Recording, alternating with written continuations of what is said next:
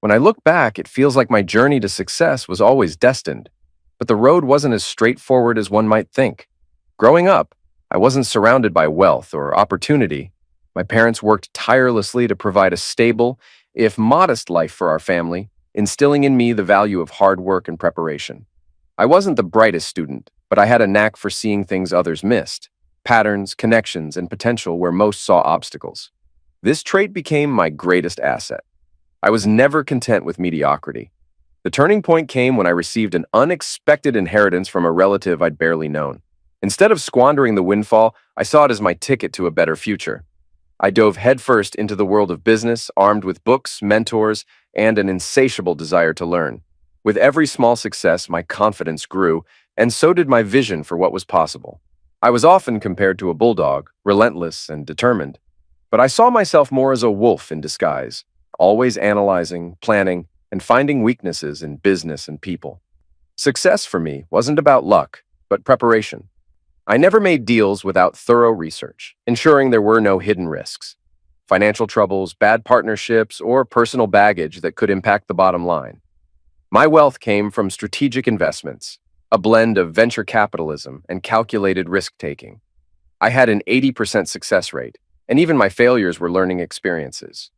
Over time, I built a vast network across industries, using past connections to fuel new ventures. One of my early investments was in a skilled but inexperienced physical therapist.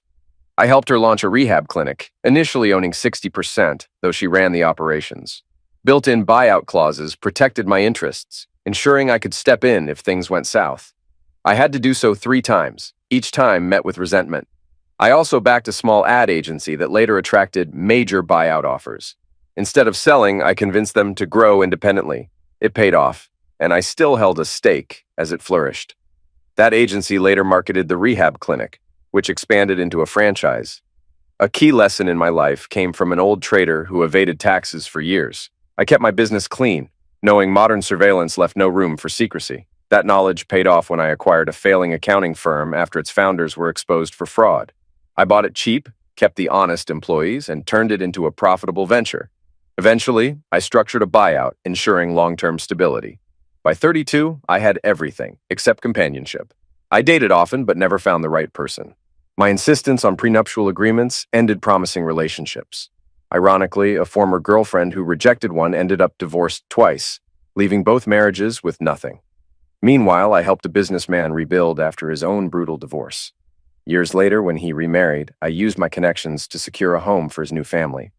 While I enjoyed setting others up for success, my own search for love remained fruitless. Then I met Jimmy. It started as a chance encounter at an ad agency, a collision in the hallway with a petite, ambitious woman.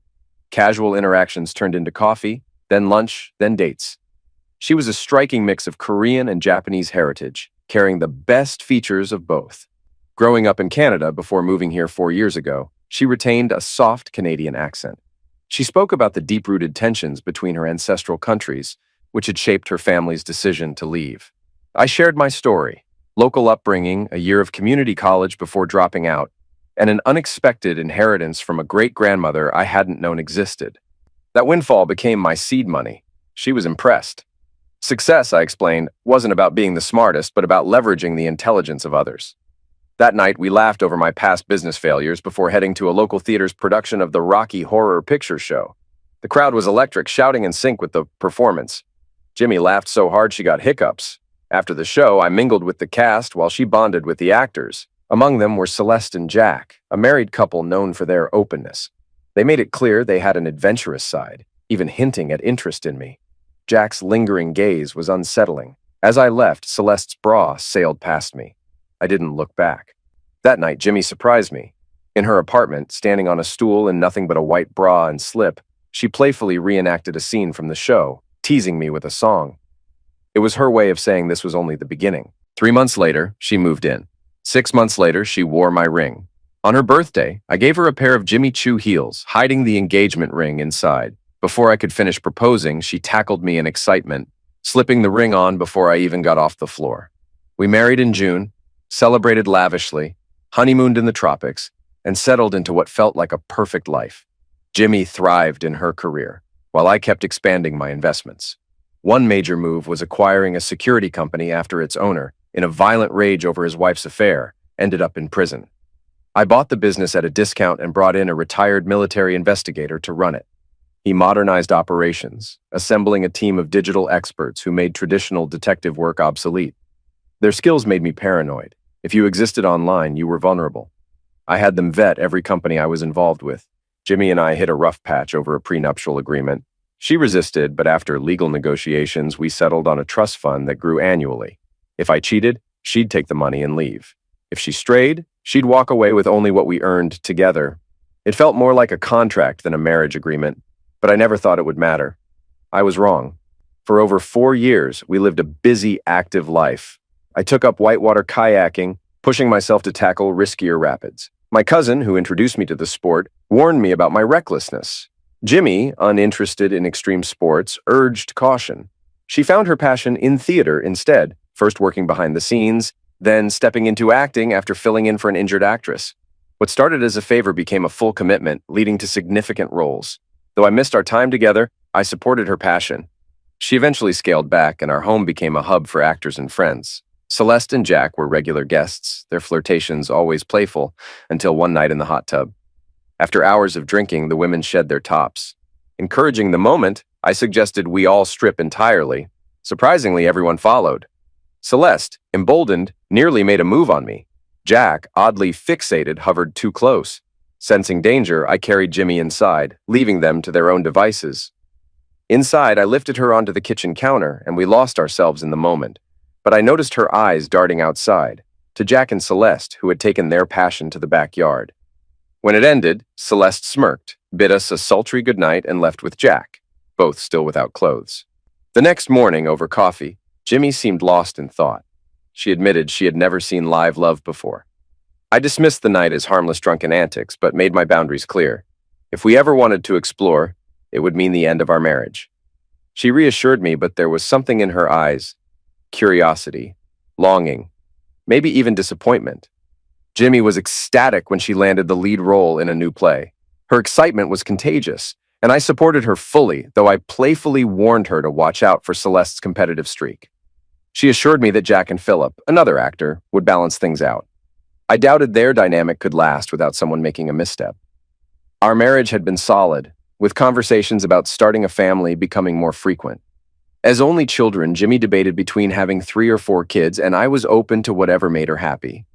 Meanwhile, I was focused on reviving a struggling restaurant, an old favorite that had shut down due to poor management. The chef had a clear vision for a relaunch, and despite my accountant's warnings about the industry's high failure rate, I took the risk. After confirming his spotless reputation, I structured the deal in my usual way. I held 60% ownership while he contributed funds and his name for 40% with a gradual buyout clause. Renovations went smoothly thanks to my connections in real estate, and Jimmy led an exceptional marketing campaign. The grand reopening was an invite-only event filled with critics, journalists, and lucky lottery winners. The buzz exceeded expectations, setting the business up for success. Jack and Celeste attended, bringing along Philip, a self-absorbed actor with minor TV credits and an inflated ego. His date, Cynthia, a key theater director, was clearly infatuated despite being married to a notoriously strict husband. Her excuses for being out sounded flimsy, and I suspected trouble brewing. Celeste, always perceptive, caught my thoughts and smirked. Over time, we had developed a deep friendship, one based on honesty about her unconventional lifestyle. She subtly challenged Philip in conversation, deliberately exposing his insecurities, much to Cynthia's irritation. Oddly, Jimmy also seemed uneasy, though she tried to mask it. After dinner, Jack and Philip suggested heading to a club. I stayed behind for networking while Celeste lingered to gather material for her blog. Jimmy, eager to dance, left with them, promising to wait for me when I arrived. As they left, Celeste reassured me nothing would happen, but I wasn't convinced. By the time I arrived at the club, Jack and Philip looked exhausted, but Jimmy was still on the dance floor, full of energy. The moment she saw me, she threw herself into my arms, radiating excitement. We danced, but something felt off. When Celeste took over, I noticed her sudden tension and followed her gaze. Jack was dancing too closely with Jimmy, and she wasn't pulling away. Celeste stepped in immediately, separating them and steering Jimmy back toward me. The night ended on an awkward note, with Celeste and Jack clearly arguing, and Jimmy unusually quiet on the drive home. She fell asleep in the car, leaving me to wrestle with my thoughts. I carried her to bed, but couldn't sleep, spending the night watching documentaries and searching for clarity. By morning, her guilt was obvious. She hesitated before asking if she had done something stupid. I told her she had come dangerously close to crossing a line, and if she wanted out of our marriage, she should say so now. Her reaction stunned me. She turned pale and vomited, repeatedly denying any wrongdoing. After cleaning up, I got her into the shower and back into bed. She slept the entire day, waking only as I was getting ready to leave for the restaurant. Surprised that I wasn't pressing her for answers, she started to speak, but I cut her off. I had business to handle, and whatever was happening between us wouldn't be solved in one conversation. An hour later, Celeste arrived at the restaurant, looking satisfied. She praised the place, confident it would be a success. As I relaxed with my coffee, I shared my expansion plans, 2 new locations next year, with a goal to spread nationwide and into Canada within 3 years. Marketing was already in motion, including cookbooks, television appearances, and brand collaborations. Jean, the head chef, might have to step back sooner than expected. She acknowledged my long-term vision, finally seeing the strategy behind what once seemed like scattered investments. When she asked about Jody's business, I confirmed its growth. 19 locations, with 2 more on the way, each providing steady, profitable returns. She pressed for details on my next venture, but I stayed quiet until everything was finalized. Then the conversation shifted to the previous night. Celeste reassured me that Jimmy had just been caught up in the excitement, but I couldn't shake the feeling that things had gone too far. She reminded me how thrilled Jimmy had been when I arrived, which made sense, but my unease remained. Back home, Jimmy launched into a flood of apologies. It wasn't just the drinking that bothered me. It was who she had been with. Philip, who had been all over a married woman, and Jack, someone who wouldn't hesitate to take advantage of a situation. I made her promise it wouldn't happen again, and she swore it wouldn't. That night, when she reached for me, I pulled back. I wasn't going to let guilt dictate intimacy. She accepted it, but made me promise things would return to normal the next day. Over the following months, she drastically reduced her drinking when we went out, only indulging when we were alone. It was clear she connected alcohol to what had happened, and she reassured me that it wouldn't happen again. Meanwhile, Jimmy's play consumed her schedule. Theater productions required endless rehearsals, costume fittings, script tweaks, and technical adjustments. I had been too busy to help, but promised to attend the premiere. To support her, I had a custom t-shirt made with her photo and the phrase, "I'm married to a theater girl." She found it amusing. At the opening, Celeste greeted me, visibly anxious. She had distanced herself from theater to focus on her growing food blog, which had gained major sponsorships. My advertising team was helping her prepare a pitch for Food Network and PBS, tracking food from farm to table. I had also invested in a video production studio struggling to expand. The owners were talented but lacked business expertise, so I acquired a 60% stake, cleared their debts, and structured their growth plan. They requested a 2-year grace period before discussing buyouts, wanting time to find a capable manager. Their foresight impressed me. Celeste, however, was struggling personally. She admitted that her relationship with Jack had crumbled. No affection, no connection, no effort. Given Jack's history, I suspected he was finding attention elsewhere. I sympathized, as Jimmy and I had also been distant due to our workloads. I planned to ask her to take a break so we could refocus on each other, especially since we had been discussing children. At 36, I wanted to be an active father. To lighten the mood, I shared some good news. PBS and Home and Garden Network were interested in her show, and Food Network had reached out. She could end up hosting 2 programs. Her reaction lacked the enthusiasm I expected. Before the play began, she warned me about a scene. The story revolved around infidelity, and a bedroom scene had initially been cut but was reinstated by Cynthia, the director. Celeste told me to remember it was just a performance. Her tone unsettled me. Philip played the male lead opposite Jimmy, and their chemistry felt unsettlingly natural. The final scene, meant to imply intimacy, was far more suggestive than expected.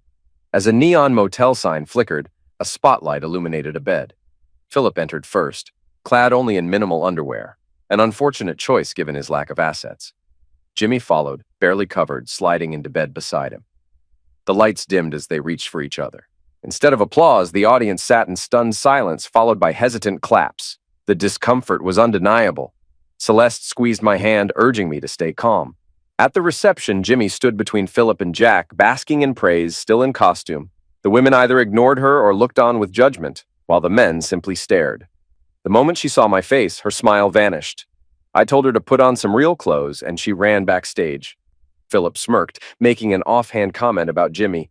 My fist connected with his jaw before he could finish. Jack tried to slip away, but I caught him too. He sneered, boasting about the extra rehearsals he and Jimmy had done to make the scene convincing. I hit him harder. The room fell silent. Turning to the board members, I informed them that my patronage, and every sponsorship tied to my businesses, was revoked immediately. My contributions made up nearly 40% of their funding, putting the entire theater's future in jeopardy. They scrambled to explain that they hadn't approved the final version of the play. Cynthia stormed in, furious, insisting it was just a performance. I wasn't interested in excuses. Before I could leave, I was blindsided, tackled to the ground by a towering woman. Philip, it turned out, had a wife. That night unraveled into chaos. Philip's wife, furious, landed a solid punch before the police intervened. By the time they sorted everything out, both of us were handcuffed. Given my local reputation and Philip's outsider status, the officers leaned in my favor. His wife agreed to drop any charges, on the condition that she got another chance to take a swing at me. I accepted. Celeste walked away, clutching Jack, tears streaming down her face. Of everyone involved, she was the only one I truly felt sorry for. Jimmy appeared briefly in a robe, saw the aftermath, and fled. When she returned in jeans and a t-shirt, her stage makeup smeared, she looked like a wreck. As soon as my cuffs came off, I locked eyes with her, tore off my ruined shirt, spat at her feet, and walked away. She ran, sobbing. I didn't see her again until the next day. Feeling too drained to go home, I ended up at a 24-hour Walmart, grabbing clothes before checking into a hotel.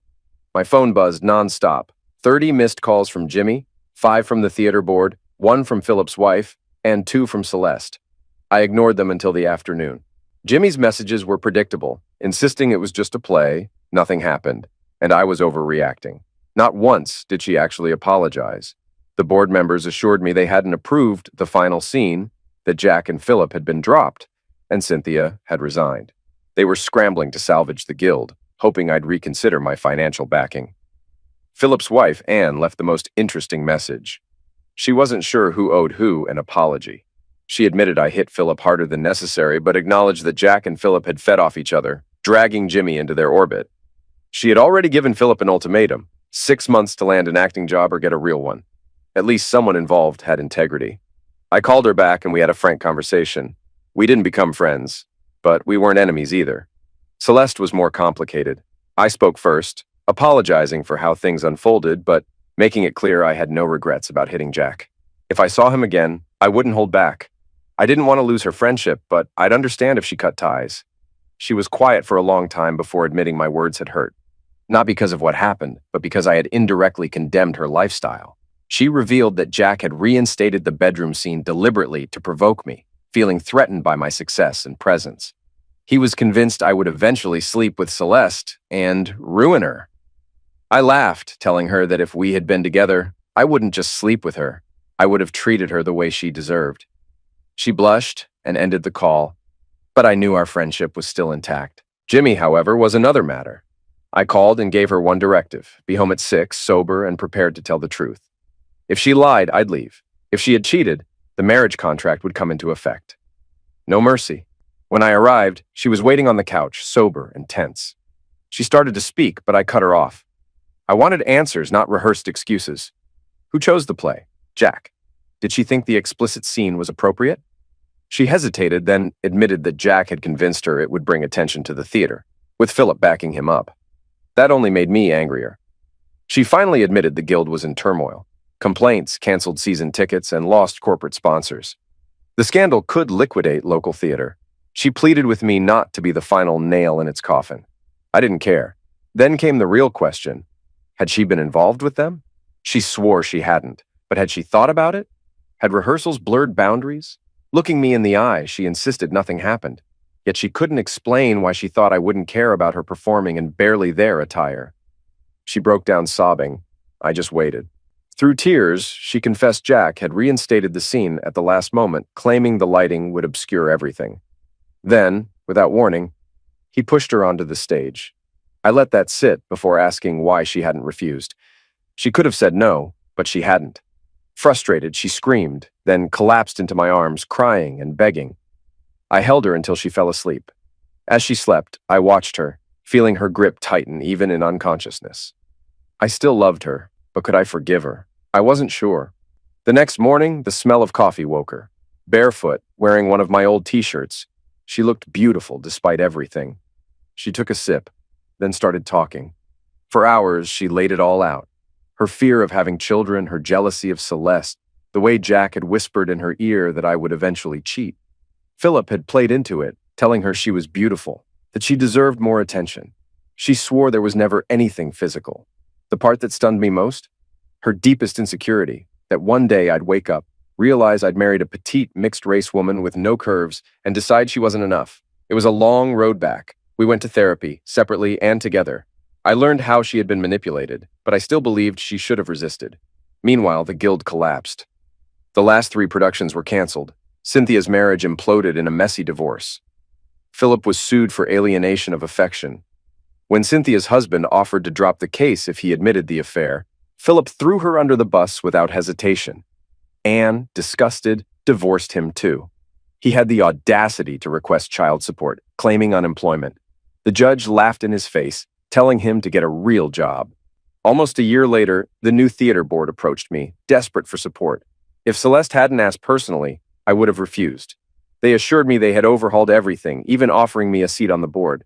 I agreed, mainly because Celeste asked. The new season focused on family-friendly productions. Ironically, I ended up performing, playing a cow in Into the Woods. Critics joked that I stole every scene. That was the extent of my acting career.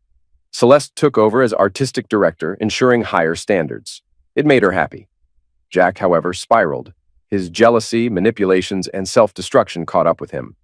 Celeste tried to hold the marriage together, but eventually, she had enough and divorced him. He didn't take it well. She had to threaten legal action to get him to leave her alone. Jimmy and I spent more time together, rebuilding what we had. She traveled with me for work, especially when Celeste was involved. I suspected it was part jealousy, part fascination with how television worked. Healing took time, but we moved forward. Meanwhile, Celeste landed a Food Network deal for a 13-episode series, covering restaurants across the Southeast, with stops in California and Vancouver. We skipped California, but turned the Vancouver trip into a vacation. She had started dating a senior producer, and the 4 of us spent the trip exploring the city, unwinding between shoots. Life moved on. We stayed in a high-end hotel, with 2 suites, ours featuring a private hot tub. One night, after a few drinks, Jimmy and I slipped in, surprising Celeste's new guy. She and George took their time joining, while I laughed, recalling the last time something like this happened. As usual, Jimmy's backside caught appreciative glances as I carried her to the bedroom. Jimmy had taken over as Celeste's publicist, managing her career flawlessly. Home and Garden picked up another show we pitched, adding 10 episodes a year on top of the 20 for Food Network. With 10 weeks left for downtime, appearances, and book deals in the works, Celeste's schedule was packed. Meanwhile, the production company thrived. Their long-awaited animated short earned an Oscar nomination. No win, but enough to attract major offers. Having done my part, I started scouting my next investment. A few months later, Jimmy nervously brought up returning to amateur theater. Not in our city, where her reputation still lingered, but in Janesville, a small town 15 miles away. They were forming a guild and needed experienced hands. She suggested I join too, hoping we'd have fun. I wasn't thrilled, but agreed to meet the group. Led by a former off-Broadway performer turned high school teacher, they had passion but lacked experience. He admitted many volunteers would quit once they realized the commitment required. What reassured me was their focus. Classic, family-friendly productions. When I mentioned Unlawful Affair, the disaster that ruined our local guild, he scoffed. The play had bombed everywhere, and Janesville had no interest in such risks. Jimmy immersed herself in the project, dragging me along whenever I was free. For the first play, she stayed behind the scenes as assistant director. The turnout was small, leaving the cast disappointed, but I promised the next show would be different. Their second production was Into the Woods for Children, and Jimmy talked them into casting me as the cow. The real star, however, was a 16-year-old girl who stole the show. To ensure a full house, I had McCoy Investing Inc. buy all the tickets and distribute them to the community. The response was overwhelming. Standing ovations, a 15-minute applause, and bouquets for every woman involved. At the meet and greet, a little girl poked my cow costume, giggling. I played along, making the kids laugh. Jimmy was so invested that I invited Celeste to see it, hoping to give her a break from work. She arrived with a network executive who made the mistake of mocking the production, until Celeste shut him up with a well-placed punch to the stomach. The cast party was at an ice cream parlor, keeping it family-friendly. Local media covered the event, sparking demand for an extended run. Every night was sold out. Returning from a meeting one evening, I found Jimmy and Celeste at our kitchen table, halfway through a bottle of wine, laughing about Celeste's disastrous date at the play. The guy had tried luring her away from our production company, promising fame and fortune. She responded by daring him to kiss her ass in a crowded mall. He left town that night. Not long after, Jody introduced me to my next investment, a historic bar in her hometown up for sale after the owner's passing. She wanted me to help revamp it. I hadn't considered the bar business before but was intrigued. Jimmy and Celeste joined me for a visit, bursting into laughter within minutes. It wasn't just a bar. It was a haven for drag queens, burlesque performers, and the LGBTQ+ community. The place had potential but needed serious work. Regulars quickly noticed us. Jimmy ended up dancing with a striking woman, while Celeste, surrounded by men taking shots, basked in their admiration. Meanwhile, Jody introduced me to 3 persuasive women advocating for the bar's revival. One was a petite blonde accountant, another a dark-haired beauty with impressive enhancements, and the third a curvy Latina with waist-length hair.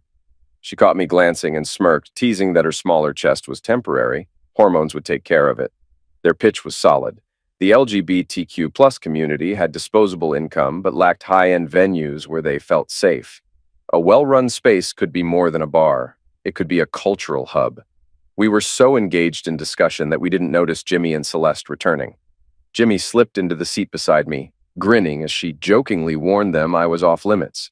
The Latina playfully suggested she reconsider, while the others joined in, turning it into a flirtatious joke. Celeste nearly fell off her chair laughing. One of the men seized the moment, dramatically declaring I should ditch the women and let him show me real fun. The night turned into a party with tables pushed together and a DJ mysteriously playing slow songs every time I stepped onto the dance floor. I gave up fighting it, knowing this would be a story worth remembering. By the time we stumbled back to the hotel, I barely remembered getting into bed. The next morning, we all emerged from our rooms, exchanging knowing glances. No one spoke until I broke the silence, declaring last night would never be discussed. Jody grinned, promising secrecy, though she had plenty of pictures. Celeste, holding up her laptop, countered that social media had already tagged us, with the bar now rumored as our next business venture. One particularly amusing photo showed me dancing with Chuck, a regular, snuggled up way too close. It seemed I had just found my next investment. Later that morning, we reviewed the social media buzz. Photos of Jimmy dancing with Desiree, Celeste swarmed by admirers, and Jody mid-kiss with the Latina were everywhere. We laughed it off, confident no one from home would see them. Over breakfast, Jody asked for my take on the bar. I saw potential but needed her industry expertise. She hesitated but ultimately agreed, and we formed Jewer Enterprises LLC to buy and renovate the club. What started as a simple remodel became a massive project requiring frequent visits. Since commuting was impractical, we stayed overnight when necessary. Jimmy never questioned my time with Jody. She was busy with the Theater Guild, selecting the next season's plays. She had wanted to direct the Rocky Horror Picture Show, but the conservative town rejected it. Meanwhile, Celeste was preparing for a 5-week filming sprint with Home and Garden. 4 weeks in, the club was nearly done, with a grand opening 2 weeks away. To keep the regulars engaged, we hosted weekly updates. We lucked out when we discovered Desiree was a professional interior designer and hired her as a consultant. When I told Jody, she smirked and reminded me how lucky I was. The grand opening was a success. The club reached full capacity early, forcing us to turn people away. Those who couldn't get in received gold passes for priority entry next time, plus a free drink. Tina, a transgender Latina with a degree in hotel management, took over as manager. She had struggled to find work in her field, but I knew she was the right fit. Initially skeptical about our robust security team, she changed her mind after 2 bouncers ran off troublemakers. From then on, she fully supported our setup. We built strong ties with local law enforcement, hiring retired officers for security, and keeping an open-door policy with the police. Over time, as incidents decreased, tensions eased. The club was thriving. During my annual financial review, my net worth was estimated at $4 million, expected to double within 4 years. With financial security set, I decided to slow down and focus on family. Jimmy's reaction wasn't what I expected. She wasn't thrilled about me being home more and hesitated at the idea of having kids. At 34, with me at 38, our window wasn't open forever. That was the first crack. A month later, at a theater performance, I spotted Jack in the audience. He vanished before I could reach him. Then, flipping through the program, I saw Philip's name, now portraying himself as a businessman dabbling in amateur theater. The unease was immediate. After the show, Jimmy noticed my mood. On the way home, I asked when she planned to tell me Philip was in her troupe. She claimed they barely crossed paths and that nothing had ever happened between them, or ever would. She said she had warned Philip to stay away. Her words were convincing, but doubt lingered. Her work hours stretched longer. Her phone was never out of reach. Rehearsals became constant. Something felt off. I turned to Major, my contact at a private detective agency, a retired Army officer. He listened and told me I was overthinking. If Jimmy found out I was spying, it would do more damage than anything real. But I needed to know. He agreed to investigate, but the fastest route was hacking her phone. That night I waited until she was deep asleep, slipped her phone off the charger, and met Major's tech outside. Within seconds, he cursed. Her phone had military-grade encryption. He asked for her laptop instead. After an hour, he cracked it, disabled tracking, and then turned to me. "Your phone," he said. Minutes later, he looked up grimly. Mine had been cloned. Every text, call, and transaction monitored. The next day, Major gave me a new phone, promising to track the source of the breach. 2 days later, he called. Jimmy overheard and casually asked about it. I lied, saying it was business expansion. She laughed, joking about Major probably finding new ways to spy through windows. Inside, my gut twisted. At Major's office, Jason handed me a headset. Jimmy's voice came through. She was telling someone she had to cut back on time with them because I was getting suspicious. Jack groaned about losing their fun nights. Philip reassured him their plan was almost complete. Soon they'd be gone, living comfortably in the Cayman Islands. Jason muted the audio. They had cloned Jimmy's phone, tracking everything. He filtered conversations by keywords, but once she started revealing their plan, he had to listen to everything. Major dropped the final blow. Jimmy was sleeping with Jack, Philip, and at least 3 others. They had names for all but one. I sat, stunned. I believed she loved me. Maybe she did, just not enough. Her goal wasn't to ruin me, just take as much as possible. She had intercepted a business call about a donut franchise, investigated the owner, and convinced her lovers it was a gold mine. They were preparing to take it over. She was destroying our marriage over donuts. Jason added one more detail. Her lovers had convinced her I was cheating with Celeste, Jody, and Amy. They truly believed I was involved in some elaborate affair. I laughed bitterly. I hadn't spoken to Celeste in weeks. Jody wasn't interested in men. Amy, the club's accountant, was transgender, and I wasn't into any of them. I asked Major what was next. Now that they had tracked movements and uncovered the scheme, they needed concrete, legal proof.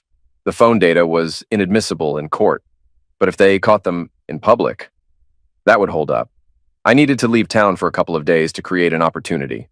Meanwhile, they would install surveillance in the house just in case she was reckless enough to bring someone home. That night, I casually told Jimmy I'd be leaving for Cleveland for a last-minute business trip. She was irritated that I hadn't mentioned it sooner, but I brushed it off. To gauge her reaction, I suggested we take a vacation afterward. Maybe the Cayman Islands. She flinched, then quickly recovered, suggesting Belize instead. She kissed me teary-eyed, claiming she wanted to reconnect. Lying to her, knowing everything was about to collapse, was harder than I thought. The next morning, while Jimmy was at work, Major's team installed cameras and audio in key areas. Meanwhile, I actually flew to Cleveland to keep my alibi clean. The security deal I had set up there was real. We hired several new personnel on 1-year contracts, allowing them to work remotely. At the hotel, Major outlined the plan. My phone would stay in Cleveland while I vanished. An operative would take it to dinner, wander the city, and return it to my room. Calls would be forwarded to my secure line. If Jimmy checked, it would look like I never left. That night, I arrived at a secluded country resort, expecting a quiet evening. Instead, nearly everyone I had done business with was there. Celeste, Jody, my advertising partners, the production company head, even Chef Jean, Major explained. This wasn't just business. It was solidarity. I didn't just invest in companies. I invested in people, and they were standing by me. Celeste and Jody each took a seat beside me, one gripping each hand. After a moment, Jody broke the silence. What needs to be done? I admitted I'd need support when this was over. The rest was up to Major. According to intercepted calls, Jimmy and her group were planning a celebration after the next play. They wouldn't know it, but they'd have extra spectators. Since it was a public place, anything said or done there could be legally recorded. By the end of the night, there would be no doubts left. We already knew where they would be, and surveillance was in place. While they couldn't install hidden cameras inside the hotel suite they were using, there were ways to capture audio and visuals from a distance. If, for example, a curtain accidentally didn't close properly, any footage taken through it would be completely legal. There was no question this would be enough for a fault-based divorce under the terms of the prenup. Major warned there would be collateral damage. Several of the people involved were married to others. Their lives would be impacted as well. Then he asked the crucial question, how far did I want to take this? Did I want Jimmy to walk away quietly? Or did I want to expose everything and burn their lives down? Either option worked for him. To finalize the plan, he had already scheduled a Monday morning meeting with one of the best divorce attorneys in the state. She had sent a list of necessary documents, with the prenup being the most important. The choice was mine. Revenge wasn't something I actively pursued, but when betrayed, I could be ruthless. Years ago, I had a business partner who deliberately bankrupted our venture, leaving me to recover the losses. I didn't retaliate immediately. I waited, watching for opportunities to make sure he never succeeded again. For 4 years, every time he got close to launching a new project, something would go wrong. Eventually, I had my fill and let him be. As I weighed my options, Jody pushed me to be decisive. Jim echoed her sentiment. There was no need to be subtle. Their encouragement settled the matter, and the group toasted to my future. I left early while they drunkenly belted out 50 ways to leave your lover. The next morning, my phone rang with the same song as my new ringtone. Jason's handiwork, no doubt. Jimmy called, sounding cheerful. She asked about Cleveland, and I kept the conversation light. The city was better than expected, but I was eager to return home. When I mentioned catching an early flight, she hesitated. She'd have to cut her night short to greet me. She quickly recovered, reminding me she had a performance and might be tired in the morning. The show was at 8, ending before 10. She could be home by 11:30 without issue. I tossed in a jab about not staying out too late, knowing exactly what she had planned. After the call, Jim entered with an update. Jimmy had spent the previous night with a woman and the last unknown man, one of the board members, who was married. The woman, also married, was the wife of a district attorney from another county. If exposed, the fallout would be messy. I saw no reason to delay. I wanted the divorce papers filed immediately. Though they wouldn't be legally binding, they would make my intentions clear. Jim was caught off guard by my decisiveness, but agreed to handle it. Meanwhile, I informed Celeste and Jody over breakfast. Jody looked shocked, but Celeste smirked. Poor Jimmy, she said. She never understood who she married. This will ruin them all, and likely the guild. I agreed to help rebuild the guild if it collapsed, but only once. If they destroyed themselves again, they were on their own. Most of us flew home together, forming a quiet but solid support network around me. Jim brought in extra security to keep things civil. At the agency, I listened to the latest phone recordings. Jimmy, at the last minute, decided to skip the post-show gathering, saying she couldn't risk raising my suspicions. The group protested, but the DA's wife convinced her to sit it out, reassuring her they'd have plenty of time later. Jack and Philip were still attending. They were already marked for downfall. Jason, meanwhile, had traced the hacker, Philip. He had a degree in computer science and worked in IT. If exposed, he'd likely lose his job. Jason offered to have some fun. With precision, he hacked Philip's accounts, leaving a digital trail suggesting he and Jack were lovers. Every trace of Jimmy was erased. Then, using Philip's own Facebook page, Jason posted a love confession from Philip to Jack, sealing their supposed relationship in the digital world. But that wasn't the best part. Jason also traced and recovered all the money Philip and his crew had stolen from me. He's screwed, Jason grinned. I wished I could see Philip's face when I told him. Jason promised I'd get the chance at the play. That night, I waited in a surveillance van until the last moment, slipping in just before the curtain rose. Sitting beside me was an unexpected guest, Anne, Philip's ex-wife. I didn't recognize her at first. She had lost weight, dyed her hair blonde, and carried herself with confidence. As she introduced herself, I realized I had met her before, when she punched me after I decked Philip. She had been a professional MMA fighter, known as Catherine the Great in the heavyweight division. Though she never won a title, she had made good money before retiring. Philip had stolen a lot of it before she caught on. When she confronted him about his cheating, She also uncovered financial fraud, preventing him from taking everything. It was why she had never been forced to pay him child support. He had already stolen his share. Now she freelanced as a bodyguard and was eager to work with Jim's security firm. I realized something then. Every investment, every friendship, every choice I had made had in some way prepared me for this moment. Maybe Jody was right about my luck. 5 minutes before the curtain rose, I led Anne inside. She towered over me in 4-inch heels, but I didn't mind. When I asked how she could fight in them, she grinned. They came off in a second, but sometimes, if she had time, she'd leave them on. Apparently, a well-placed stiletto could take someone out just as easily as a punch. As we entered, my friends took their places. Every man wore a tuxedo, every woman dressed to perfection. Jim arrived with his wife, a striking woman with silver hair. Jason was with his new bride, a petite nerd in a perfectly matched purple dress. Celeste and Jody came together. Jody, who rarely wore dresses, had chosen one designed to highlight her toned physique. Celeste, as always, looked effortlessly stunning. We settled into our balcony seats just as the curtain rose. Jimmy was radiant on stage, completely immersed in her performance. It stung to see her so happy, knowing how quickly that would change. 90 minutes. That's all the time she had left before her world came crashing down. The night unfolded as planned. Jack and Philip received overwhelming applause, basking in the attention before heading to the foyer to greet their admirers. I'd arranged for security, 2 off-duty officers and 3 bodyguards acting as bailiffs, each carrying red roses. Jimmy, smiling at her fans, lit up when she saw me. When I didn't approach, she hesitated and tried to make her way toward me. A bailiff intercepted her, handing her both the roses and a large brown envelope. She was officially served. A photo was taken for record-keeping, and the bailiff walked away. As she opened the envelope, shock set in. Inside were photos from the previous night, undeniable proof of her betrayal. The realization hit instantly. Her face paled, her body swayed, and within seconds she collapsed. The photos scattered, landing in plain view of those rushing to help. Jack froze when he received his own envelope, containing a lawsuit for alienation of affection, demanding $1 million. The district attorney's wife, also caught in the scandal, whispered denials under her breath, visibly unraveling. Janice, overwhelmed, screamed and fled the building. Philip, however, reacted with rage. His envelope contained more than just legal papers.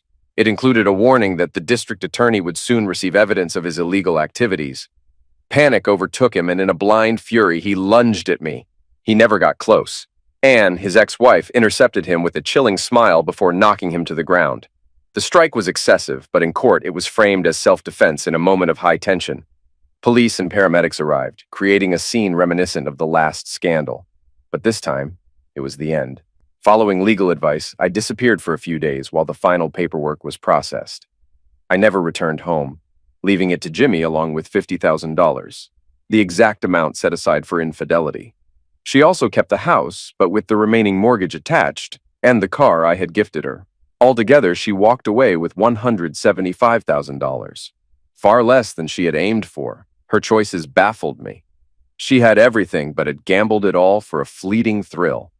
In one of our last conversations, I asked why she had never questioned the lies she had been told, never verified the accusations against me. She had no real answer. A week before the divorce was finalized, she relented and signed the papers. Though she remained at the agency, her career stalled. With no future there, she eventually resigned and moved to another city. It took me a year before I even considered dating again. The betrayal lingered, and though my friends, especially Celeste and Jody, stayed close, they eventually gave me space. Letting go of years of love was not an overnight process. The experience changed my approach to business. I scaled back investments, focusing on liquidity and stability, waiting for the right opportunity. One last investment came before I pulled back. The man who had pitched the donut franchise reached out again, unaware of recent events. When I explained, he responded by shipping over a massive batch of his best donuts to my office. The overwhelming response from my team confirmed their quality. Even Jody, usually indifferent to sweets, tried to smuggle a dozen home. Curious, I flew to Louisiana to visit his shop. The single location had a line out the door, moving slowly as customers lingered over coffee.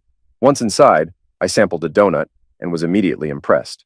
The owner, a small but energetic Cajun man, handled production while his daughter ran operations. The daughter was the real business mind behind the venture. Over dinner at her home, she outlined their current capacity. Their signature flavors required a year of aging in food-grade barrels, limiting expansion. They had enough stock for 3 more stores, but anything beyond that would require significant investment. I saw the potential far beyond their vision. While they imagined a handful of locations across the state, I proposed a much larger expansion, across the South, eventually national, even international. The scale shocked her, but she agreed to discuss it with her father. Convincing him took a month. I structured a deal where I financed the expansion in exchange for a 70% share, excluding his original store, which remained his. A gradual buyout clause allowed him to reclaim full ownership over time. Once the agreement was in place, the challenge shifted to scaling production. I brought in specialists to protect the recipes and streamline manufacturing while maintaining quality.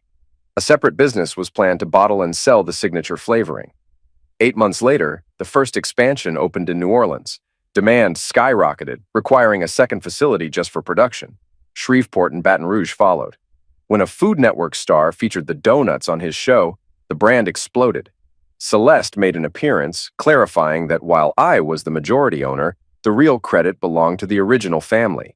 Gaston, the founder, insisted on maintaining quality control. Every batch had to pass his taste test, or it stayed in the barrels. Once the company stabilized, I hired a general manager and promoted Gaston's daughter to oversee operations. With her father's guidance, she eventually took full control, allowing him to retire with a comfortable pension. For the first time in a while, I stepped back. I still managed my investments and attended key meetings, but for the most part, everything ran smoothly. Then, the terrible trinity, Amy, Desiree, and Tina, requested a meeting about the bar. They had researched new locations and believed it was time to expand, identifying a city with a progressive community and low crime where their concept would thrive. Jody had no interest in further involvement, and I wasn't eager to take on another full-scale project. Instead, I proposed a deal. I would invest 30%, Jody 20%, and they would have to secure the remaining funding. They hesitated, unable to secure traditional financing. I offered them a loan, low payments, minimal interest, allowing them to take full ownership while keeping me as a silent partner. With that, another chapter began. After finalizing the business deal, I handed Amy the contract, ensuring she and her team had the buyout clause to gain full ownership over time. As I was about to leave, Tina made a request, an unusual one. She explained that the club was hosting a prom for those who never had the chance to attend one in school. It had grown into a huge event, filling the college gym. Amy had been excited for it until her boyfriend left her for a real girl, crushing her confidence. Tina asked if I'd take her as a friend, just to give her a special night. After considering it, I showed up at Amy's office the next morning, formally asking her to be my prom date. She was stunned, overwhelmed with emotion, and barely managed a response before throwing herself into my arms. Her team, overhearing everything, erupted in excitement, ensuring no work would get done that day. On prom night, I arrived in a limousine, boutonniere in hand. Amy looked stunning in a black strapless dress with a high slit, her blonde hair styled in an intricate braid. The restaurant where we had dinner was filled with admiring glances, men intrigued, women impressed. At the venue, the atmosphere was perfect. We sat with friends, took photos, and enjoyed the celebration. The highlight came when we were named prom king and queen, sharing a slow dance under the lights. Amy cried the entire time. Afterward, she admitted she loved me, not romantically, but for being there when she needed it most. She said if I were attracted to women like her, she would already be wearing my ring. I kissed her forehead, telling her if I were, she would be my choice. A young man named Robbie, painfully shy but clearly interested in Amy, finally built up the courage to ask her for a dance. She accepted, and they spent the rest of the night together, exchanging numbers before heading to the after-party. I let her go, knowing she'd be in good hands. Celeste unexpectedly asked for a ride home. Her boyfriend had gone to another party, so she decided to stay with me instead. When we got to the hotel, one thing led to another, and we ended up in bed. The next morning, she sat in my room, wearing one of my shirts and sipping coffee. She seemed unsure, but a kiss eased her nerves. Over coffee, we had a serious conversation. Celeste admitted she had wanted me for years and believed we had real chemistry. She was done with casual relationships. She wanted something deeper. She laid it all out. She wanted children, 2, maybe 3. She wasn't asking for an immediate answer, but wanted me to seriously consider a future together. Before leaving, she made sure to leave a lasting impression. Over the next 4 months, our relationship deepened. She continued filming her show and promoting her book while I managed my investments. I joined her on tour a few times, but quickly realized how demanding her work was. Hours of signing books and taking photos, refusing to leave until every fan had their moment. She began introducing me as her partner, not just in business, but in life. Small gestures and moments of affection made people assume we were together. We spent every moment we could together talking about our pasts, our mistakes, and our hopes for the future. She was open about her past, acknowledging that Jack had influenced a lot of her early choices. While it seemed fun at the time, she always knew the moment she allowed another man into their relationship, the end was inevitable. It had been an exciting yet deeply lonely experience. She made one thing clear: if we were to have a future, it would be exclusive, no exceptions. Despite everything, I hesitated. I had always admired Celeste, possibly even had a lingering crush, but her past haunted me. I couldn't help but wonder if she ever thought about old lovers when we were together. This hesitation started creating tension. The last time we saw each other, she dropped hints about our future, but I failed to respond the way she hoped. She left abruptly, and I didn't see her for 2 weeks. I had bought a few acres near a lake I loved, securing access to the water even though I couldn't reach the shoreline. Mornings were peaceful in my kayak before the larger boats stirred the waves. My home, a cedar ranch with 4 bedrooms, included a pool and hot tub, where I was headed when I heard a car pull up. It was Celeste, but she wasn't alone. Anne was with her. Celeste had often taken her along for security on book tours due to a stalker issue, and over time they became close friends. Celeste had clearly been drinking. Anne, more composed, simply mentioned they were nearby and decided to stop by. Celeste, noticing my robe and realizing I had nothing on underneath, laughed and headed straight for the hot tub, slipping out of her clothes along the way. I followed, picking up her discarded outfit. Before I could process the situation, Anne had done the same, pulling me in with her. The weight of my soaked robe became unbearable, so I stood and tossed it aside. Celeste, suddenly serious, locked eyes with me. This was her last attempt at getting me to commit. If I wanted a future with her, this would be her final time with another woman. If I didn't, it would be her last time with me. Either way, she wanted to stop thinking and just enjoy the moment. I made my decision in seconds. We had never officially agreed to exclusivity, so no boundaries had been broken. The night was unforgettable. The next morning, I woke to Anne already dressed, standing at the foot of the bed. She thanked me, admitting she had always been curious about being with both me and Celeste. But she also warned me, if I couldn't commit, I needed to let Celeste go. Someone with her warmth and passion wouldn't stay alone for long. I stood, not even bothering to cover myself, and retrieved a small box from my safe.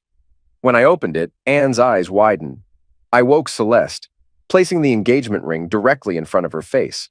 Before I could finish asking, she tackled me, sending us tumbling to the floor as Anne snapped photos, quickly posting them. Within minutes, our phones were lighting up with messages of congratulations. Among the wedding cards, I found one unsigned note. It was from Jimmy wishing us happiness. Jimmy had disappeared for a while after leaving the agency. She resurfaced with a new man, but the relationship lasted only 6 months before she vanished again. When she returned, she started her own agency, taking on overflow projects from her former employers. She eventually met and married a politician whose campaign she had worked on. As a wedding gift, I gave her 1% ownership in the donut franchise, a small percentage, but a generous addition to her annual income. It felt like a fair gesture since she had originally discovered the opportunity, and I still felt some guilt for taking it from her. She and her husband now had a little girl. Jack disappeared entirely after being blamed for another ruined relationship. Even Anne, who could have tracked him down, had no reason to. Philip met a worse fate. Though I didn't press charges, as that would have implicated Jimmy, I ensured he faced consequences. He and his crew only managed to steal about $20,000, which I recovered. However, I sent a full report to his employers detailing how he had used company resources for illegal activity. He was fired immediately, and his reputation was destroyed. Desperate, he turned to cybercrime, hijacking unsecured computers and ransoming them, until he hacked into the wrong system. A high-profile writer became his victim, and the publisher used every resource to track him down. When they found him, they handed him over to federal authorities. He was sentenced to 7 years, just a month away from parole when he got into a fight with another inmate. That altercation cost him another 18 months. Occasionally, I wondered how he managed in prison, given his slight frame and good looks. One evening, I was sifting through wedding cards when Celeste noticed my expression. She asked what had caught my attention. Without answering, I tossed a card in the trash and smiled. She gave me a knowing look. Then after a moment, she dropped a quiet revelation. She was 10 days late. Tomorrow, she'd take a pregnancy test. I simply said, good for us.